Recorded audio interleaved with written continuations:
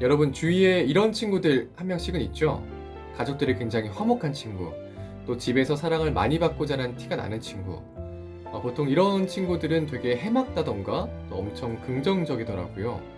제 주위에도 몇몇이 있는데 이 친구들은 어떤 일을 하다가 좀 실패를 하더라도 에이 뭐 금방 다시 하면 되지. 좀 이런 생각으로 금방 다시 도전을 하더라고요.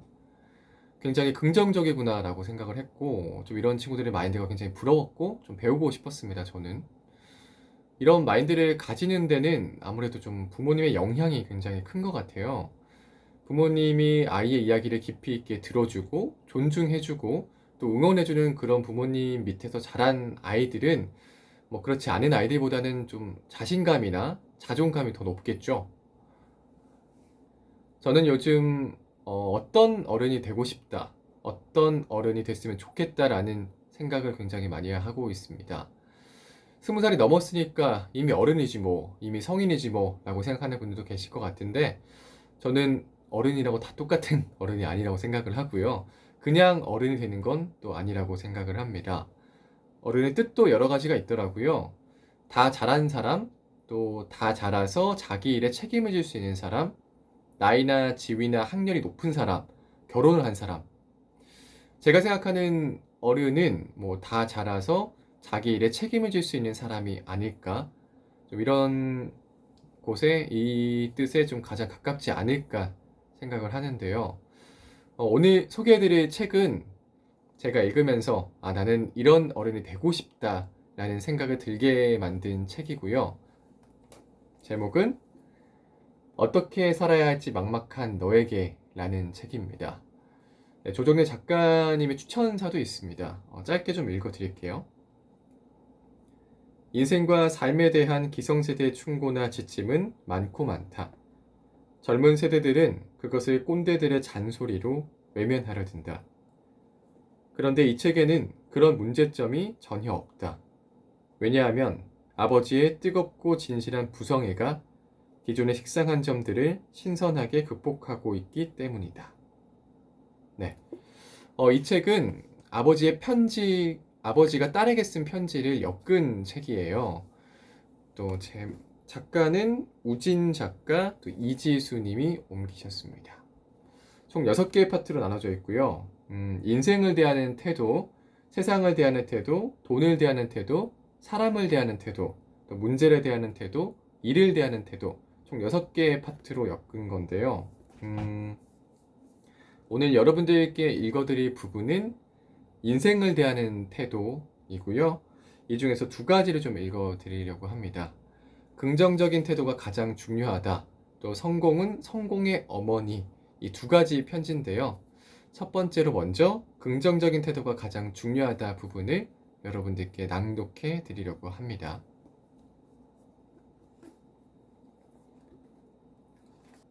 첫 번째 편지고요. 페이지는 20페이지입니다. 한 잔 먹고 낭독을 좀 해볼게요.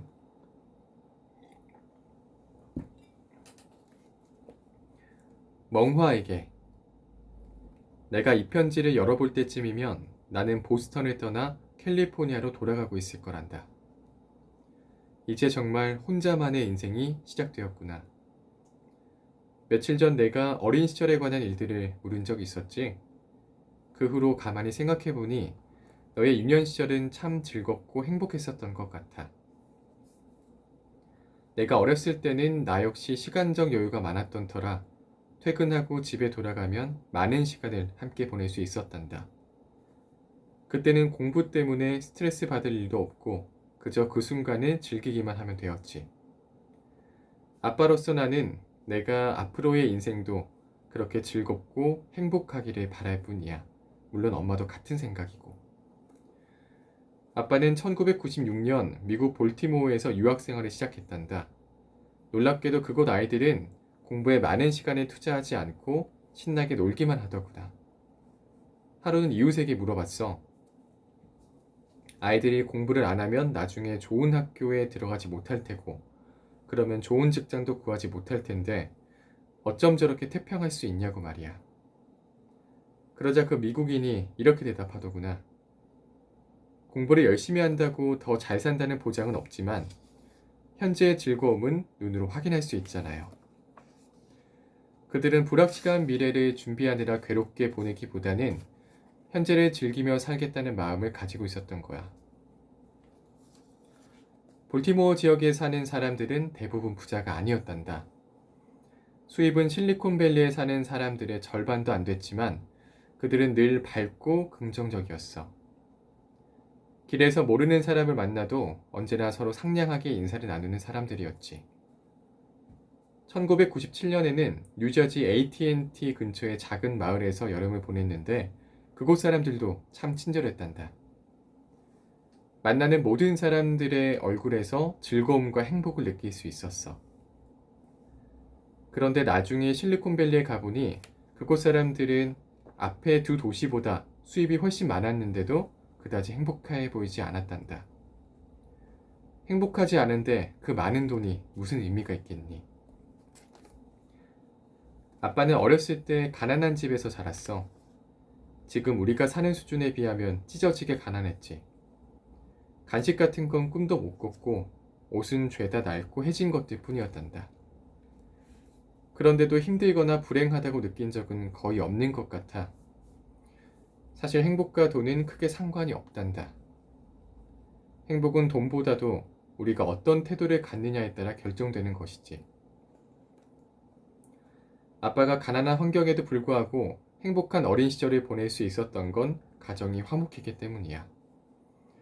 당시에는 다들 가난하고 살기 힘든 시절이었어. 그래서 집집마다 갈등과 불화가 끊이지 않았지. 하지만 내 할아버지와 할머니는 한 번도 우리 앞에서 다투신 적이 없단다. 집안이 화목했기 때문에 나와 내 작은아빠는 가난했지만 늘 즐겁고 평온했어. 내 엄마와도 결혼 후에 절대 아이들 앞에서는 다투는 모습을 보이지 말자고 이야기한 적이 있단다. 부부 사이의 갈등은 아이들이 보이지 않는 곳에서 해결해야 한다고 말이야. 이처럼 즐거움과 행복은 화목하고 평온한 가정에서부터 만들어지는 것이란다. 즐거움은 사람의 타고난 천성이 마음껏 발휘될 때 생겨나기도 해.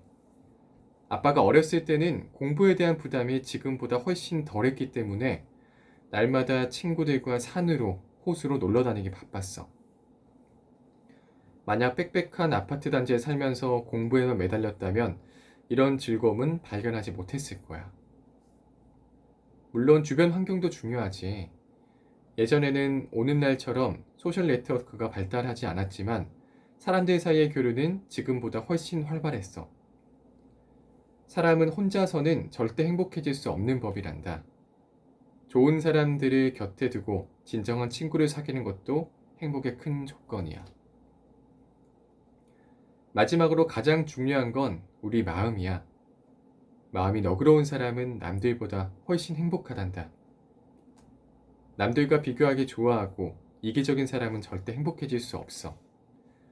그들은 아무리 좋은 일이 생겨도 그것이 누군가의 음모가 아닌지부터 의심을 하거든. 간디는 삶의 대부분을 감옥이나 가난한 시골 마을에서 보냈지만 마음은 늘 평온하고 행복했다고 해.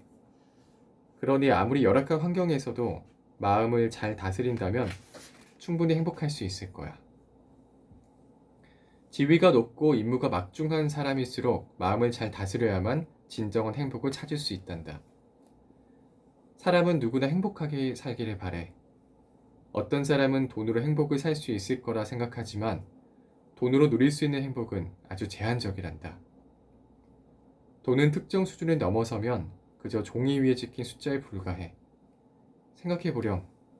돈이 차고 넘칠 정도로 많지만 매일 주변 사람들을 의심하느라 아무것도 하지 못하는 사람과 돈은 별로 없지만 하고 싶은 대로 무엇이든 할 수 있는 사람 중에 누가 더 행복하겠니?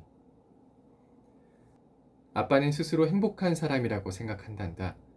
이런 생각을 할 수 있는 건 그동안 다음과 같은 4가지 노력을 기울여 왔기 때문이야. 첫 번째는 배움을 게을리하지 않았다는 거야. 시대의 흐름에 맞춰 새로운 지식을 쌓고 세상이 어떻게 발전하고 있는지 이해하는 것은 아주 즐거운 일이란다. 너희들에게 공부는 평생 해야 하는 것이라고 강조하는 이유도 바로 이 때문이야. 두 번째는 꿈을 갖고 그것을 이루기 위해 노력했다는 거야. 꿈이 없으면 행복을 논할 수 없단다. 또 꿈은 있지만 아무 행동도 하지 않으면 스스로에게 계속 실망하고 괴로워지지. 그러니 꿈을 가졌다면 반드시 그 꿈을 이루도록 그 꿈을 이루기 위해 행동해야 해. 세 번째는 사람들과 어울리며 언제나 상대방을 존중하고 포용하는 자세를 가졌다는 거야. 아빠는 살면서 되도록 다툼을 피하려고 노력했어. 다툼이 전혀 없을 수는 없지만 다툼을 줄이는 노력은 충분히 할 수 있지. 사람들과 잘 어울리려면 자기만 잘났다는 식으로 남을 깔보는 태도는 반드시 경계해야 한단다. 네 번째는 인생을 조금 더 멀리 보는 거야. 아직은 이 말이 무슨 뜻인지 잘 모르겠지만 아빠처럼 나이가 들면 이해할 수 있게 될 거란다. 며칠 전 내가 앞으로 어떤 인생을 살았으면 좋겠냐고 내게 물었었지.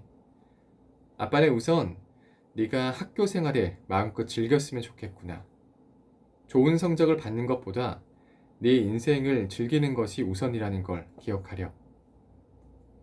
그리고 무엇보다 살면서 어떤 일을 겪든 긍정적인 마음을 잃지 않고 즐겁게 살기를 바란다. 아빠가. 네, 아빠가 딸에게 쓰는 편지 첫 번째를 읽어드렸고요. 총 4가지에 대해서 얘기를 해드렸네요. 이어서 4번째 편지 읽어드리겠습니다. 성공은 성공의 어머니라는 제목으로 나와 있고요. 이 편지는 중국 출장 중에 멍신과 통화를 하고 난 뒤에 쓴 편지라고 하고요. 전화통화에서 멍신은 최근 공부할 내용이 많아서 바쁜데 과외활동까지 하려니 정신이 없다고 말을 했다고 합니다. 그래서 과외활동 몇 가지를 그만두고 싶은데 좀 어떤 것을 그만두는 것이 좋겠냐며 작가님께 물었고요. 나는 곧바로 내 의견을 이야기하지 않고 조금 더 생각해보고 알려주겠다고 답했다. 라고 했고 그 내용에 대해서 편지를 쓴 것 같아요. 한번 읽어보겠습니다. 멍신에게 아빠는 중국에서 잘 지내고 있단다. 다만 너와 테니스를 치지 못해서 아쉬울 따름이구나. 그동안 아빠와 연습했던 실력이 녹슬지 않게 주말에라도 엄마와 부지런히 치고 있으렴. 이번 학기에는 공부할 내용이 많아 시간이 많이 부족하겠구나.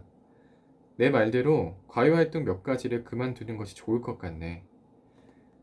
우리가 통화할 때 넌 피아노 수업을 그만하고 싶다고 말했었지. 피아노에 큰 흥미도 없고 아무래도 타고난 재능이 없는 것 같다 하면서 말이야. 하지만 아빠는 차라리 이제 막 배우기 시작하는 컴퓨터를 그만두고 피아노는 계속 했으면 해.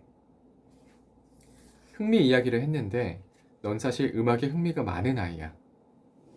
5살 무렵부터 의젓하게 앉아 음악회를 끝까지 보던 아이였지. 어린 아이가 2시간 가까이 되는 음악회를 처음부터 끝까지 얌전히 앉아서 보는 건 결코 쉬운 일이 아니란다. 그 후로도 샌프란시스코에서 좋은 음악회나 발레 공연이 열린다고 하면 넌 언제나 직접 가서 보고 싶어 했어. 그렇게 세계 여러 거장들의 공연을 접하면서 음악에 대한 감별 능력도 점점 향상되었지. 최근 1년 넘게 오페라를 공부하면서 큰 흥미를 보이기도 했잖니. 게다가 어느 정도 재능도 타고났단다. 내가 최근 피아노 연습에 흥미가 떨어지고 그만두고 싶다고 말하는 건 아무래도 다른 원인이 있는 것 같구나. 아빠 생각에는 내가 피아노 연습, 특히 기본기를 반복해서 연습하는 것에 질린 것 같아. 피아노 연주가 지겨운 게 아니라 선생님이 내주는 연습 숙제가 지겨운 건 아닐까? 선생님이 기본기 연습을 계속 시키는 이유는 내가 앞으로 더 어렵고 복잡한 곡을 연주할 수 있도록 하기 위해서란다. 기본기 연습만 충실해도 피아노 실력을 몇 단계는 끌어올릴 수 있거든. 사실 아주 소수를 제외하고는 피아노 연습을 자발적으로 하고 싶어하는 사람은 없어. 대부분 반복되는 연습이 지겹지만 꾹 참고 하는 거란다. 그러니 내가 피아노와 잘 맞지 않는다고 생각하지는 않았으면 좋겠구나. 2번째는 컴퓨터처럼 한 달만 해도 성과가 보이는 과목과는 달리 피아노는 몇 달을 연습해도 실력이 느는 것은 금방 눈에 띄지 않아. 사람들은 매일 발전하는 모습을 눈으로 확인하며 동력을 얻는데 이처럼 결과를 금방 확인할 수 없는 일을 만나면 쉽게 인내심을 잃게 돼. 너뿐만 아니라 아빠도 그랬고 누구나 그렇다는 사실을 기억하길 바라. 물론 내가 피아노를 그만두고 싶은 또 다른 이유가 있을 수도 있겠지. 그렇다면 언제든 아빠에게 이야기해 주렴. 오늘은 우선 이 두 가지 이유에 대해서만 이야기하마. 아빠가 추측한 이유가 맞다면 너는 지금 누구나 직면할 수 있는 문제에 부딪힌 거야. 이럴 때 네가 선택할 수 있는 방법은 두 가지란다. 첫째는 문제로부터 도망치는 것이고, 둘째는 정면으로 도전해서 극복할 수 있는지 시험하는 거야. 어린 아이들은 처음에는 다들 비슷해 보이지만 성장 과정에서 조금씩 달라지기 시작해. 문제에 직면했을 때 어떤 아이는 스스로의 힘이든 누군가의 도움을 받아서든 문제를 해결하고 앞으로 나아가고, 어떤 아이는 뒷걸음질 치거나 제자리에 머물러 있지. 사실 이런 일들은 매일 일어나고 있어. 어떤 태도로 문제를 대하느냐에 따라 결과는 달라지고, 달라진 결과가 쌓여서 차이를 만드는 거란다. 아빠가 내게 피아노를 계속하도록 권하는 것은 피아노 실력을 더 높이기 위함이기도 하지만, 이러한 과정을 통해서 내 자신에게 도전하는 법을 배웠으면 하는 마음에서야. 별로 내키지 않는 일이나 어쩔 수 없이 해야 하는 일들도 해보면서 말이야. 그렇게 시간이 흐르다 보면 어느새 그런 일들도 목적을 갖고 자발적으로 하게 되는 날이 온단다. 너는 이미 피아노 연주 능력 시험에서 레벨 8까지 통과했으니 2년 정도만 더 한다면 레벨 10까지 통과할 수 있을 거야. 그 정도면 취미로 피아노를 배우는 사람치고 꽤 괜찮은 결과고, 9년 동안의 노력으로 한 가지 큰 일을 이루는 셈이기도 해. 젊은 사람들은 이처럼 작은 일들을 완성하고 성공하는 과정에서 성공의 방법을 터득한단다.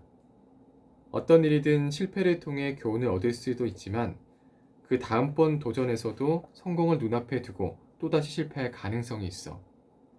한 번 성공해 봐야만 두 번째, 세 번째도 쉽게 성공할 수 있는 법이란다. 그러니 실패가 성공의 어머니가 아니라 성공이 성공의 어머니인 셈이지.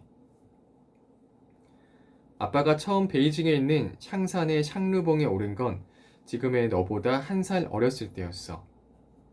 정상은 해발 500m 지점에 있는데 400m쯤 올라갔을 때 너무 힘들고 배가 고파서 포기하고 내려가고 싶었단다. 그때 지나가던 한 어르신이 말했어. 조금만 더 힘내렴. 승리가 바로 코앞이란다. 만약 지금 포기하면 아주 오랫동안 후회하게 될 거야. 그 말을 듣고 다시 천천히 산을 오르기 시작했어. 그리고 마침내 정상에 오를 수 있었지. 사실 대단한 일은 아니었지만 정상에 오른 그 순간 말로 형용할 수 없는 뿌듯함이 밀려왔어. 그리고 그 이후 아빠는 시간이 아무리 오래 걸려도 어떤 산이든 오를 수 있게 되었단다. 너도 피아노를 통해 내 앞에 놓인 문제를 극복하는 경험을 해보면 좋을 것 같구나. 마지막으로 피아노를 계속하길 바라는 중요한 이유는 너의 즐거움을 위해서란다. 우리 가족은 매년 음악회에 가기 위해 많은 돈과 시간을 투자하고 있고 높은 수준의 음악 공연들을 즐기고 있지 않니? 이러한 생활을 제대로 즐기려면 내 자신이 반드시 악기를 연주하거나 노래를 부를 수 있어야 해. 어떤 부모들은 아이가 콩쿠르에 나가 상을 받거나 오케스트라에 들어가는 등 대학 입학에 도움이 되는 스펙을 쌓게 하려고 어려서부터 악기를 가르치기도 해. 물론 이러한 방법이 어떤 면에서는 도움이 될지 모르겠지만 음악을 배우는 진정한 목적과는 거리가 멀어. 우리가 악기를 배우는 목적은 온전히 자신의 즐거움과 음악적 소양을 높이기 위해서야. 그 외에 다른 목적으로 내게 악기를 배우도록 하지는 않을 거란다. 내가 모든 일을 내 언니 기준으로 생각한다는 걸 알아. 선생님도 친구들도 그렇게 생각할 때가 많지. 다른 분야에서는 언니를 뛰어넘기 힘들지 모르겠지만 음악에서만큼은 네가 언니보다 훨씬 뛰어나다는 걸 기억하렴. 그러니 이러한 재능을 계속 갖고 나가서 사람들에게 너의 특별한 점을 보여줄 수 있기를 바란다. 아빠로부터. 이 편지를 받은 딸은 나중에 피아노 연주 능력 시험에서 레벨 9로 통과했고 한 콩쿠르에서 상을 받아서 링컨 센터에서 연주를 할 수 있는 기회를 가졌다고 합니다. 첫 번째 낭독이었고요. 어떻게 살아야 할지 막막한 너에게라는 책을 여러분들께 읽어드렸습니다. 네, 저는 어렸을 때 아버지와 이런 대화를 많이 나누지 않았던 것 같아요. 아버지가 굉장히 무뚝뚝하셨거든요. 어, 경상도 사람이라서 대부분 아버지들은 좀 그랬던 것 같아요. 경상도의 아버지들은. 제 친구들에게 좀 물어봤어도 아버지와 그렇게 친한 아들은 없었던 것 같습니다. 그래서 좀 더 이런 어른, 이런 부모, 이런 아버지가 좀 더 부러웠던 것 같고요. 저는 좀 더 내 아이에게 또는 뭐 조언을 구하는 사람에게 좀 더 깊이 있게 좀 얘기를 들어주고 존중하고 또 얘기를 많이 응원을 해주는 그런 어른이 되고 싶다라는 생각을 이 책을 읽으면서 굉장히 많이 했던 것 같아요. 제가 그렇다고 아버지를 사랑하지 않는 건 아니고요. 조금은 좀 우리 아버지, 아빠가 처음이었으니까 그런 생각을 하면서 그런 생각이 좀 많이 들었던 것 같아요. 음, 네, 첫 번째 저의 낭독한 어떻게 살아야 할지 막막한 너에게라는 작품이었고요. 앞으로 다른 여러 가지 책들도 소개를 좀 해드리려고 합니다. 어, 읽다가 굉장히 저에게 많이 와닿는 책, 그리고 보시면 저 책에 좀 많이 꽂혀 있는데, 뭐 어떤 것들을 읽어드릴지는 좀 고민을 좀 더 해보고 여러분들께 낭독을 해드리겠습니다. 네. 첫 번째 저의 낭독이었고요. 음, 구독과 좋아요, 알람 설정까지 여러분 많은 관심과 응원 부탁드리겠습니다. 첫 번째 낭독이었고요. 용서해 주세요. 그럼 다음 시간에 뵙겠습니다. 안녕. 첫 번째 저희 유튜브